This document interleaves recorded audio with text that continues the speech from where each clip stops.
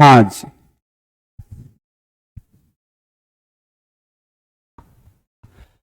जो श्रृंखला हमें स्टार्ट कर रखी थी, इसमें भारतीय राज व्यवस्था में, उसमें थोड़ी बहुत चर्चा अगले चैप्टर पे कर लेते हैं। और आता कौन सा मेरे भाई? आता है भारतीय संविधान की प्रस्तावना।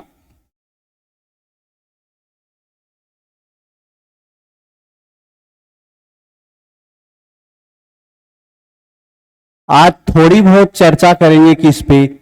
भारतीय संविधान की प्रस्तावना पे। यदि बात की जाए किसकी? भारतीय संविधान की प्रस्तावना की, तो पहली बात हमारे सामने यह भी पता होना चाहिए कि प्रस्तावना होती क्या। किसकी चर्चा कर रहे हैं? भारतीय संविधान की प्रस्तावना की कर रहे हैं। लेकिन देखा यह जाए कि प्रस्तावना होती क्या है, तो मेरे भाई हम यदि मार्केट से कोई किताब भी लेके आते हैं, तो उसमें पहले पेज में यह प्रस्तावनाएं दी रखी होती है और उसके बाद में उसमें अध्याय दे रखे होते हैं। यानी सीधे शब्दों में कहा जाए कि प्रस्तावना है क्या, तो मेरे भाई प्रस्तावना वह सार होती है जिसके अंतर्गत विषय वस्तु दी होती है। यानी जो भी आगामी पैचों में जो सार दे रखा है, जो विषय वस्तु, जो कंटेंट दे रखा है, उसके बारे में विवरण दिया जाता है प्रस्तावना में। यानी जो भी आगामी विषय वस्तु है उसका सार लिखा होता है किसमें? प्रस्तावना में। इसी कारण प्रस्तावना को परिचय पत्र भी कहा जाता है। यानी उस वस्तु का सार दिया होता वो प्रस्तावना होती है। और मेरे भाई जो भारतीय संविधान का सार लिखा है कि उसमें कौन कौन से तत्व हैं, कौन कौन से सिद्धांत हैं, किसका उल्लेख है, किसका वर्णन किया गया है, उन सभी का सार रूपी विवरण भारतीय संविधान की प्रस्तावना में मिलता है। तो इसे भारतीय संविधान का परिचय पत्र, भारतीय संविधान का कुंजी नोट, भारतीय संविधान की आत्मा कहा जाता है। किसको? भारतीय संविधान के प्रेम्बल यानी प्रस्तावना को। यदि बात की जाए किसकी? प्रस्तावना की, तो विश्व में सबसे पहले, कहां पर? विश्व में सबसे पहले मेरे भाई प्रस्तावना का उल्लेख संयुक्त राज्य अमेरिका के संविधान में किया जाता है। यदि प्रस्तावना की बात पूछी जाए कि विश्व में सबसे पहले प्रस्तावना का उल्लेख किस संविधान में किया जाता है, तो मेरे भाई संयुक्त राज्य अमेरिका के संविधान में प्रस्तावना का उल्लेख किया जाता है। इसके बाद में चर्चा की जाए विश्व का तो पहला राष्ट्र कौन सा हुआ? संयुक्त राज्य अमेरिका हुआ, जिसमें प्रस्तावना लिखी जाती है। तथा यदि हमारे राष्ट्र भारत की बात की जाए, तो भारत में सबसे पहले प्रस्तावना का विवरण भारत शासन अधिनियम, भारत शासन अधिनियम 1919, भारत शासन अधिनियम 1919, इसमें सबसे पहले प्रस्तावना लिखी जाती है। भारत शासन अधिनियम 1919 में सबसे पहले प्रस्तावना का उल्लेख किया जाता है।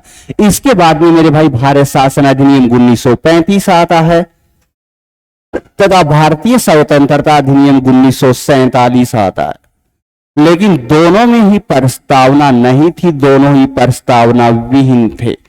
तो सबसे पहले प्रस्तावना दी जाती है 1919 के अधिनियम में, यही प्रस्तावना 1935 के अधिनियम में अपना ली जाती है। तो मैंने बताया क्या है कि भारत में सबसे पहले प्रस्तावना का उल्लेख भारत शासन अधिनियम 1919 यानी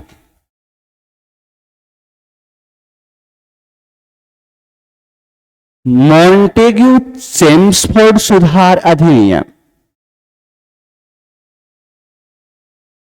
मॉन्टेग्यू चेम्सफोर्ड सुधार अधिनियम भी कहा जाता है भारत शासन अधिनियम 1919 को। इस कारण या तो ऑप्शन में ये मिले चाहे ये मिले, इसमें सबसे पहले प्रस्तावना का उल्लेख किया जाता है। इसके बाद में जब भारत का संविधान लिखा गया, इसके बाद में जब भारत का संविधान लिखा जाता है तो संविधान विशेषज्ञों ने प्रस्तावना को जोड़ने के लिए भी काफी विचार मंथन किया और कहा कि भारतीय संविधान में क्या होनी चाहिए मेरे भाई, प्रस्तावना होनी चाहिए। काफी विद्वानों ने कहा कि भारतीय संविधान का जो ऑब्जेक्ट है, जो उद्देश्य है, वो क्या होगा, तो भारतीय संविधान में प्रस्तावना को जोड़ा गया। तो भारतीय संविधान की प्रस्तावना है वो मेरे भाई संयुक्त राज्य अमेरिका के संविधान से ग्रहण की जाती है। यानी संयुक्त राज्य अमेरिका के संविधान से प्रेरित है क्या भारतीय संविधान की प्रस्तावना। यानी जो अमेरिका का संविधान लिखा जाता है उसकी जो प्रस्तावना है उससे प्रभावित है भारतीय संविधान की प्रस्तावना। और यदि आगे चर्चा की जाए तो पंडित जवाहरलाल नेहरू ने भारतीय संविधान सभा की तीसरी बैठक में यानी 13 दिसंबर 1946 को, यानी संविधान सभा की तीसरी बैठक में 13 दिसंबर 1946 को जो मेरे भाई उद्देश्य प्रस्ताव रखा था, जो रखा था उद्देश्य प्रस्ताव, वही वर्तमान में क्या है, भारतीय संविधान की प्रस्तावना है। उद्देश्य प्रस्ताव से भी प्रभावित है भारतीय संविधान की प्रस्तावना। रखा कब जाता है, 13 दिसंबर 1946 को रखा जाता है। और रखने वाला कैंडिडेट कौन था, तो मेरे भाई पंडित जवाहरलाल नेहरू ने रखा था। कब रखा था, 13 दिसंबर 1946 को। और यही वर्तमान में मेरे भाई भारतीय संविधान की प्रस्तावना है। इस कारण पंडित जवाहरलाल नेहरू को तो भारतीय संविधान की प्रस्तावना का दार्शनिक जनक कहा जाता है तथा उद्देश्य प्रस्ताव को मेरे भाई उद्देशिका के नाम से भी जाना जाता है। तो प्रस्तावना क्या है, उद्देश्य प्रस्ताव से प्रभावित है। इस कारण पंडित नेहरू को प्रस्तावना का दार्शनिक जनक तथा उद्देश्य प्रस्ताव से प्रभावित होने के कारण प्रस्तावना को उद्देशिका भी कहा जाता है। उद्देश्य प्रस्ताव रखा जाता 13 दिसंबर 1946 को संविधान सभा की तीसरी बैठक में और भारतीय संविधान सभा इसे 22 जनवरी 1947 को पारित कर देती है। तो ये क्या होता है, पहला कानून बनता है जो संविधान सभा ने पारित किया था। मेरे भाई 3 फैक्ट पढ़े हैं, तीनों दोबारा बता रहा हूं। विश्व में सबसे पहले संयुक्त राज्य अमेरिका के संविधान में प्रस्तावना का उल्लेख होता है तथा भारत में भारत शासन अधिनियम यानी मॉन्टेग्यू चेम्सफोर्ड सुधार अधिनियम 1919 में सबसे पहले प्रस्तावना का उल्लेख किया जाता है। और जो भारतीय संविधान की प्रस्तावना है वह संयुक्त राज्य अमेरिका के संविधान में जो प्रस्तावना दी गई है उससे प्रभावित है। इसके बाद में हमने लिखा कि पंडित जवाहरलाल नेहरू ने जो भारतीय संविधान सभा की तीसरी बैठक में 13 दिसंबर 1946 को जो उद्देश्य प्रस्ताव रखा था उससे ही भारतीय संविधान की प्रस्तावना प्रेरित है। तो वही वर्तमान में क्या है, भारतीय संविधान की प्रस्तावना है। तो प्रस्तावना ली कहां से जाती है, संयुक्त राज्य अमेरिका के संविधान से ली जाती है। और जो पंडित नेहरू का उद्देश्य प्रस्ताव है वही क्या है, वर्तमान में भारतीय संविधान की प्रस्तावना है। इसके बाद में जो प्रस्तावना में भाषा प्रयोग में ली गई है, यह प्रश्न भी पूछ लिया जाता है, वो मेरे भाई ऑस्ट्रेलिया के संविधान से ली गई है। यानी प्रस्तावना की भाषा कहां से ली जाती है, ऑस्ट्रेलिया के संविधान से ली जाती है। तथा जो प्रस्तावना का पहला वाक्य है हम भारत के लोग, यानी जो प्रस्तावना का पहला वाक्य है क्या लिखा है, हम भारत के लोग। यह हमने यूएनओ के संविधान के चार्टर से ग्रहण किया था। इस वाक्य का सबसे पहले प्रयोग यूएसए के संविधान में किया जाता है तथा उसके बाद में यूएनओ के चार्टर में किया जाता है तथा यूएनओ के चार्टर ने भारतीय संविधान सभा ने यहां से लिया था। यदि पूछा जाए प्रस्तावना का पहला वाक्य हम भारत के लोग भारतीय संविधान सभा ने कहां से लिया था, यदि मेरे भाई ऑप्शन में मिले संयुक्त राष्ट्र संघ का चार्टर तो यहां से लिया जाता है। और यदि ऑप्शन में देशों के नाम दिए जाएं तो मेरे भाई संयुक्त राज्य अमेरिका के संविधान से किया जाता है। इसके बाद में देखा जाए कि जब प्रस्तावना लिखी जाती है तो भारतीय संविधान में मेरे भाई 22 तो भाग हैं। भारतीय संविधान में 395 अनुच्छेद हैं तथा भारतीय संविधान में 12 अनुसूचियां हैं। भारतीय संविधान में कितनी 12 अनुसूचियां हैं।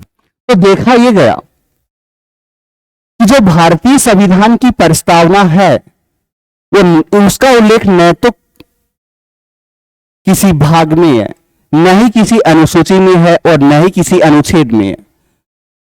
तब मुद्दा यह सामने आया कि जो प्रस्तावना है वो भारतीय संविधान का हिस्सा है या नहीं है, उसमें संसद संशोधन कर सकती है या नहीं कर सकती। तो सुप्रीम कोर्ट और भारतीय संसद दोनों में मतभेद उत्पन्न हो गया। किस किस में? भारतीय सुप्रीम कोर्ट तथा भारतीय संसद में मतभेद उत्पन्न हो गया।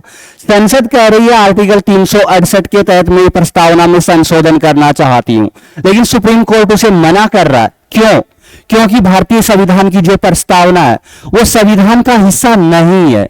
तो दोनों में मतभेद हो गया और भारतीय सुप्रीम कोर्ट ने सबसे पहले बेरोबारीवाद 1960 में, भारतीय सुप्रीम कोर्ट ने बेरोबारी वाद 1960 में सबसे पहले फैसला दिया और कहा भारतीय संविधान की प्रस्तावना संविधान का हिस्सा नहीं है और इसमें संसद संशोधन नहीं कर सकती। क्या कहा? बेरोबारीवाद 1960 में कहा भारतीय संविधान की प्रस्तावना भारतीय संविधान का हिस्सा नहीं है और संसद इसमें संशोधन नहीं कर सकती। मेरे भाई याद रखना है, प्रश्न पूछा जाए भारतीय सुप्रीम कोर्ट ने किस वाद में कहा था कि प्रस्तावना संविधान का हिस्सा नहीं है और इसमें संसद संशोधन नहीं कर सकती। मेरे भाई बेरोबारीवाद 1960 में भारतीय सुप्रीम कोर्ट ने कहा था। इसके बाद में भारतीय सुप्रीम कोर्ट ने केशवानंद भारतीवाद, भारतीय सुप्रीम कोर्ट ने केशवानंद भारतीवाद 1973 में अपना फैसला बदलते हुए यह फैसला दिया कि पहले फैसला था भारतीय संविधान की प्रस्तावना संविधान का हिस्सा नहीं है, लेकिन केशवानंद भारतीवाद 1973 में भारतीय सुप्रीम कोर्ट ने कहा कि भारतीय संविधान की प्रस्तावना भारतीय संविधान का अभिन्न अंग है और संसद इसमें संशोधन कर सकती है लेकिन मूलभूत ढांचे को नहीं बदल सकती। केशवानंद भारतीवाद में कहा भारतीय संविधान की प्रस्तावना संविधान का अभिन्न अंग है और संसद क्या कर सकती है? इसमें संशोधन कर सकती है और वर्तमान में मेरे भाई यही फैसला लागू है। केशवानंद भारतीवाद 1973 में सुप्रीम कोर्ट ने क्या कहा था? भारतीय संविधान की प्रस्तावना संविधान का अभिन्न अंग है और मेरे भाई इसमें संसद क्या कर सकती है? संशोधन कर सकती है और वर्तमान में यही फैसला लागू है। और इसी के तहत भारतीय सुप्रीम कोर्ट ने संविधान के मूलभूत ढांचे की अवधारणा दी थी। सुप्रीम कोर्ट ने कहा था कि संसद संशोधन तो कर सकती है संविधान के किसी भी भाग में, लेकिन उसके मूलभूत ढांचे में बदलाव नहीं कर सकती। उसका मूलभूत ढांचा उसमें बदलाव नहीं कर सकती। तो प्रश्न यह भी याद रखना है भारतीय सुप्रीम कोर्ट ने अपने किस वाद में मूलभूत ढांचे की अवधारणा प्रतिपादित की थी? तो केशवानंद भारतीवाद 1973 में कहा था कि संसद मूलभूत ढांचे में संशोधन नहीं कर सकती। मूलभूत ढांचा क्या होगा इसका भी समय समय पर डिफाइन भारतीय सुप्रीम कोर्ट ही करता है। यानी मूलभूत ढांचे का निर्धारण करता कौन है? भारतीय न्यायपालिका करती है, यानी सुप्रीम कोर्ट द्वारा किया जाता है। इसके बाद में चर्चा की जाए, जब सुप्रीम कोर्ट का फैसला आ चुका था 1973 में कि क्या कि संसद संविधान में संशोधन कर सकती है, तो इसके बाद में भारतीय संविधान की प्रस्तावना में संशोधन किया गया और वो संशोधन था 42वां संविधान संशोधन 1976। अभी तक प्रस्तावना में किया गया यह मेरे भाई एकमात्र संविधान संशोधन है। प्रस्तावना में अभी तक एक ही संशोधन हुआ है और वो हुआ था 42वां संविधान संशोधन 1976। श्रीमती इंदिरा गांधी सरकार ने भारतीय संविधान की प्रस्तावना में संशोधन करते हुए इसमें 42वें संविधान संशोधन के तहत 3 शब्द जोड़े थे। पहला तो जोड़ा था समाजवाद, दूसरा जोड़ा था पंथ निरपेक्षता, पहला तो जोड़ा था समाजवाद, दूसरा जोड़ा था पंथ निरपेक्षता तथा तीसरा जोड़ा था अखंडता। यह प्रश्न भी याद रखना, 42वें संविधान संशोधन 1976 के तहत निम्नलिखित में से कौन सा शब्द नहीं जोड़ा गया? तो बता रहा हूं, पहला जोड़ा जाता है समाजवाद, दूसरा जोड़ा जाता है पंथ निरपेक्षता और तीसरा जोड़ा जाता है मेरे भाई अखंडता को जोड़ दिया जाता है। तो अभी तक भारतीय संविधान की जो प्रस्तावना दे रखी है उसमें मेरे भाई कितना संशोधन हुआ? केवल एक संशोधन हुआ है। कौन सा? 42वां संविधान संशोधन 1976, जिसके तहत समाजवाद शब्द, पंथ निरपेक्षता शब्द तथा अखंडता शब्द ये जोड़े जाते हैं। अभी तक हमने पढ़ा क्या, दोबारा बता देता हूं। यदि किसकी बात की है? भारतीय संविधान की प्रस्तावना की है। विश्व में सबसे पहले प्रस्तावना का उल्लेख संयुक्त राज्य अमेरिका के संविधान में किया जाता है। भारत में सबसे पहले प्रस्तावना का उल्लेख मॉन्टेग्यू चेम्सफोर्ड सुधार अधिनियम यानी भारत शासन अधिनियम 1919 में किया जाता है। और जो भारतीय संविधान की जो प्रस्तावना है वो संयुक्त राज्य अमेरिका के संविधान से तो प्रभावित है। तथा बात की जाए जो प्रस्तावना है वो मेरे भाई उद्देश्य प्रस्ताव से ली गई है। जो उद्देश्य प्रस्ताव वो संविधान सभा की तीसरी बैठक में 13 दिसंबर 1946 को पंडित जवाहरलाल नेहरू ने रखा था। तीनों प्रश्न याद करने हैं। कौन कौन सा? उद्देश्य प्रस्ताव कब रखा जाता है? तीसरी बैठक संविधान सभा की 13 दिसंबर 1946। रखा किसने था मेरे भाई? पंडित जवाहरलाल नेहरू ने रखा था। इस उद्देश्य प्रस्ताव को पारित कब किया जाता है? 22 जनवरी 1947 को पारित किया जाता है। इसी कारण प्रस्तावना को तो कहा जाता है उद्देश्य का और पंडित जवाहरलाल नेहरू को कहा जाता है प्रस्तावना का दार्शनिक जनक। इसके बाद में हमने चर्चा की थी जो भारतीय संविधान की प्रस्तावना उसके बारे में बेरोबारीवाद 1960 में भारतीय सुप्रीम कोर्ट ने कहा था कि प्रस्तावना संविधान का हिस्सा नहीं है और संसद इसमें संशोधन नहीं कर सकती। इसके बाद में अपना फैसला बदलते हुए केशवानंद भारतीवाद 1973 में भारतीय सुप्रीम कोर्ट ने कहा कि प्रस्तावना संविधान का अभिन्न अंग है और संसद इसमें संशोधन कर सकती है लेकिन संविधान के मूलभूत ढांचे में बदलाव नहीं कर सकती। दोनों वाद याद रखने हैं। इसके बाद में एस.आर. बॉम्बेवाद, एस.आर. बॉम्बेवाद 1994 में भारतीय सुप्रीम कोर्ट ने प्रस्तावना में उल्लेखित धर्मनिरपेक्षता शब्द को भारतीय संविधान का मूलभूत ढांचा घोषित किया था। यह भी याद रखना है, प्रस्तावना में उल्लेखित पंथ निरपेक्षता शब्द यानी धर्मनिरपेक्षता शब्द को भारतीय सुप्रीम कोर्ट ने किस वाद के अंतर्गत संविधान का मूलभूत ढांचा घोषित किया था? तो मेरे भाई एस.आर. बॉम्बेवाद में भारतीय सुप्रीम कोर्ट ने कहा था कि प्रस्तावना में उल्लेखित धर्मनिरपेक्षता शब्द क्या है? भारतीय संविधान का मूलभूत ढांचा है और इसमें बदलाव नहीं किया जा सकता। इसके बाद में हमने चर्चा की कि जो भारतीय संविधान की प्रस्तावना है उसमें केवल आज तक एक ही बार संशोधन हुआ है। कौन सा था? 42वां संविधान संशोधन 1976 और इसके तहत 3 शब्द जोड़े थे श्रीमती इंदिरा गांधी ने। पहला तो जोड़ा था समाजवाद, दूसरा जोड़ा था पंथ निरपेक्षता, तीसरा जोड़ा था अखंडता। इसके बाद में देखा जाए जो भारतीय संविधान की प्रस्तावना है इसमें मेरे भाई 3 प्रकार की न्याय का उल्लेख किया गया। भारतीय संविधान की प्रस्तावना उसमें 3 प्रकार की न्याय का उल्लेख मिलता है। यदि बात की जाए भारतीय संविधान की प्रस्तावना में लिखा है सामाजिक, आर्थिक तथा राजनीतिक। भारतीय संविधान की प्रस्तावना में लिखा है सामाजिक, आर्थिक व राजनीतिक न्याय। यह प्रश्न काफी बार पूछ लिया गया। जो प्रस्तावना में शब्द दिए गए हैं या तो पूछा जाता है किसका उल्लेख नहीं है या उनमें दिए गए शब्दों का क्रम पूछ लिया जाता है या इसके बाद में जैसे यदि यहां से प्रश्न पूछा जाए तो प्रश्न हो सकता है भारतीय संविधान की प्रस्तावना में निम्नलिखित में से किस न्याय का उल्लेख नहीं मिलता है? तो मेरे भाई किसका मिलता है? सामाजिक, आर्थिक, राजनीतिक। यहां ऑप्शन में मिलेगा तो क्या? धार्मिक न्याय।